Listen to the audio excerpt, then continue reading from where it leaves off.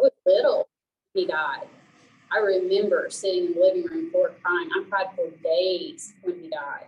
I knew how to sing most of his songs by the time I was 3. I was very attached to that story. And when this movie just recently came out, I was a mess. I was a mess in the theater. I thought it would be silly because Elvis is ridiculous. I mean, everything about him is ridiculous. But that's the thing. It's very Southern Gothic, right? And that's why I write a Southern Gothic story. And I think that's why he was who he was. Those 4 questions for an entertainer, for an artist, for a writer, you can find them if you tease away at their life. And I think he was writing the same story over and over again. And so I'm not. What color was Elvis's music? Red. Always red.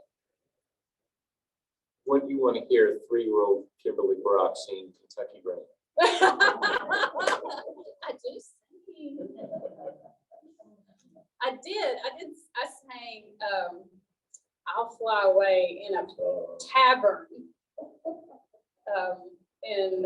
Where were we? In Highlands, North Carolina, with Marianne Stefanelli's workshop that she did up there. Yeah, in a bar.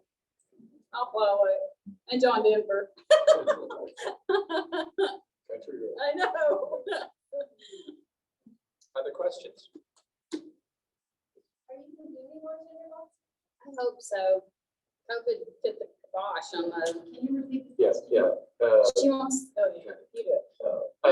Will there be any more tinderbox workshops? I would like for there to be. COVID. I had a lake retreat in the works, and COVID happened. And at that point, good for better or worse, I ended up finishing a book. So, and now, damn it, I've got to finish another one. But at that point, I hope I can do another one.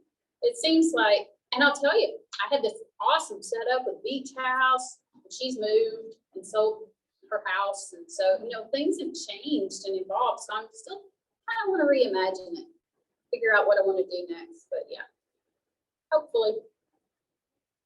Other questions? What do you do when you get stuck? Cry.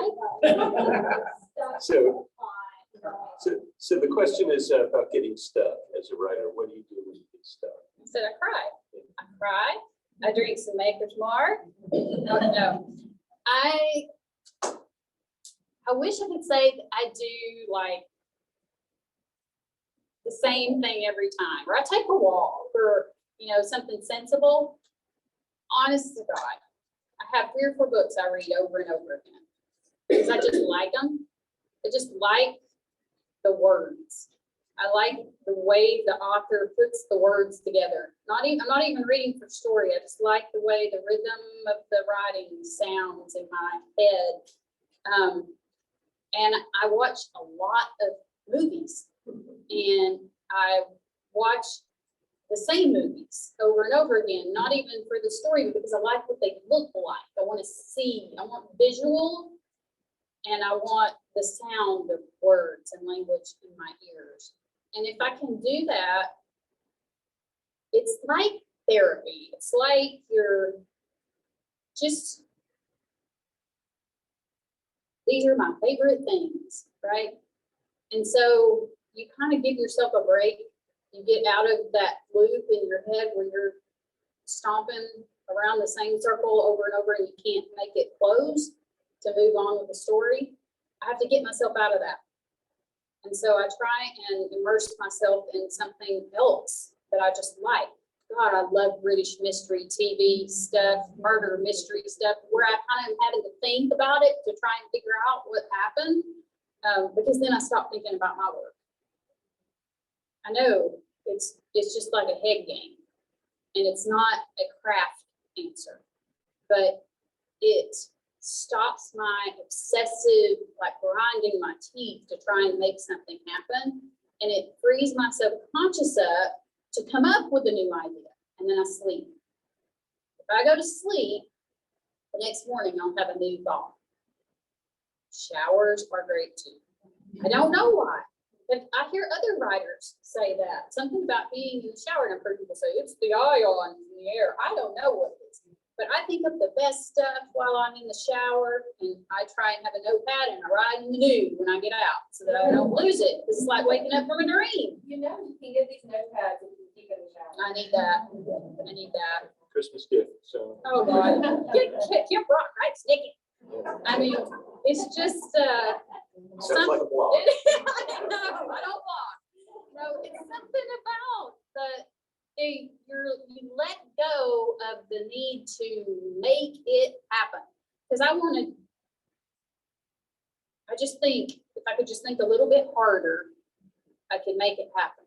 And it's the opposite that I have to somehow trick myself into. So do you ever find yourself channeling what you've listened to or seen on TV? And like channeling a voice or a tone or? Yeah, I mean, yeah, I think that everybody does that, whether you mean to or not. You just like pick it up and you're writing, oh yeah, I was That's clearly where that watching. was. That's who that is. Yeah, occasionally to be careful. Yeah. And it's Somebody why, suddenly speaking with I- a British accent. yeah. Occasionally I do. And I have to be careful. That maybe is why I read the same stuff. I don't read new stuff when I'm writing. And I can't listen to music while I'm writing, or the lyrics will filter in, because I like lyrics. And God, I can't sit in public. Like, I can't go to a coffee shop and write, because I want to eavesdrop. I'm too interested in what's going on around me to do this. So you just kind of have to figure out, well, do your Julie Andrews thing, find these are a few of my favorite things, and distract your brain. Any tips for aspiring writers? Any tips for aspiring writers? Take it up, George. I don't know what I'm doing. Be okay with the fact that you don't know what you're doing. Don't pretend like you do. Don't put that pressure on yourself. Don't think that because you did it before, you can do it again.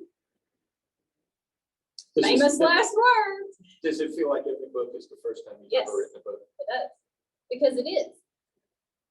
The thing that I find myself thinking, and I've said this since my first book, and I think it almost every day, and it makes me mad that I still think it, is I am never going to be smart enough to write this book. If I get, it happens on the same day, in the same hour, where I'm like, oh, that's a good idea. That's what I'm going to do. That's going to make this really good. And then I realize that's the thing I don't know how to do. It's going to make it hard. And I don't know how to do it. And you just have to keep trying, because you aren't smart enough to write your best book until you've written. It teaches you how to write it as you're writing it. It's like everything else in life. It's just not about where you're getting to. It's about every step. And you have to live in that and be okay with that and enjoy that part, because publication is crap.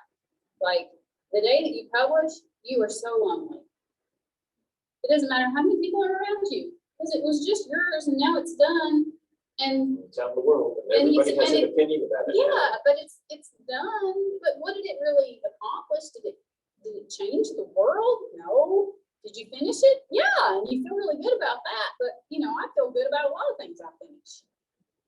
And my life didn't necessarily change from it.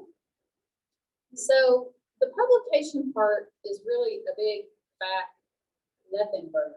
It's the journey of it. It is a relief to publish, because for me, until I publish it, I'm ashamed that I haven't published it. If you walk around going, oh my God, I'm never going to finish this. And then you finish it and you walk around going, oh my God, nobody's going to buy it. And then they publish it, and guess what? You walk around and go, oh my God, nobody's going to like it. Nobody's going to buy it. Nobody's going to read it. And then you start all over again. So there's not really this moment of, where you feel better about yourself. You have to feel good about what you're doing as you're doing it. and find a reason that it matters that you're doing it Do you find talking about it helps? all the time. But what's the point? Otherwise, I'd just be crazy in my house. I'm already that without publishing anything. So we do have a couple of comments and questions on the Zoom. Suzanne says, this was great. Can't wait to read the book. And Marlene said, my compliments to Kimberly. She not only does the research, she understands the research. Interesting. And Judy in Toronto asks, what are some of your favorite authors? I love Madeline Miller's Circe. I could read that book backwards and enjoy it. I loved B.E. Schwab's The Invisible Life of Addie LaRue. Never dreamed I would like it, but I loved it. I love Alice Hoffman.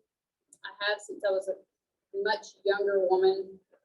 I can't say girl. I wish I could. I love Lee Smith. I love Pat Conroy. I love Kay Gibbons for Southern fiction. And then we have so many beautiful Southern fiction writers and women's fiction writers right now that I can't even name them all. It's just abundant everywhere around me right now. And I feel like I don't have time to read everything. Those are the ones that I kind of slide back into, those voices. Any other questions on Zoom? That's it. Any other questions, Sue? Otherwise, let's do a book signing. So thank you, Kim, and please.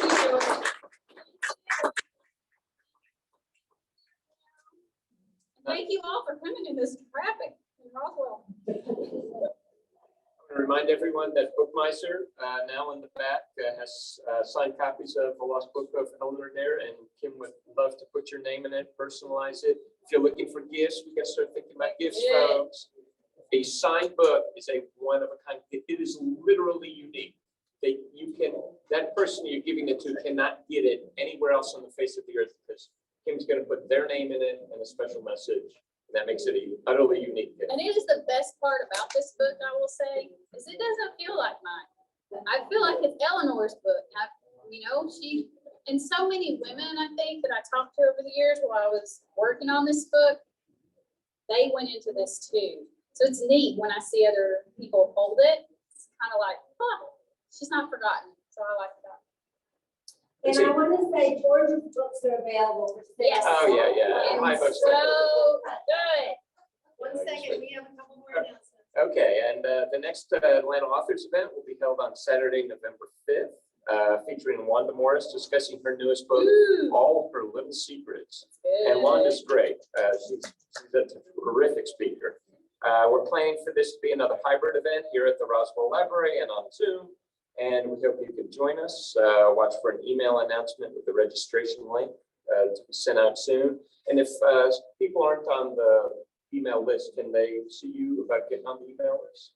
Is there like a mailing list they can get on? Yeah, if you want to sign up in there, but if you registered on the Eventbrite, you'll be receiving information. Okay. Eventbrite. Let's see, and then Roswell Reads has just completed their Delia Owens Roswell Rewind event. Their next event will be held on Tuesday, September 13th, and that'll be a virtual book discussion of Eternal by Lisa Scottoline. And that's all that information is on roswellreads.com to register for that. Get a link. It's free, but you need a link. And thanks to all y'all for your participation today. That is as Southern as can be, isn't it? All y'all. Do you want us to stay online for a few more minutes, or we got to do book signing? So thank you all out there in TV land, and we'll see you in the back. And there's cookies and water and lots of great books from this one. Thank you so much. It was fun. Thank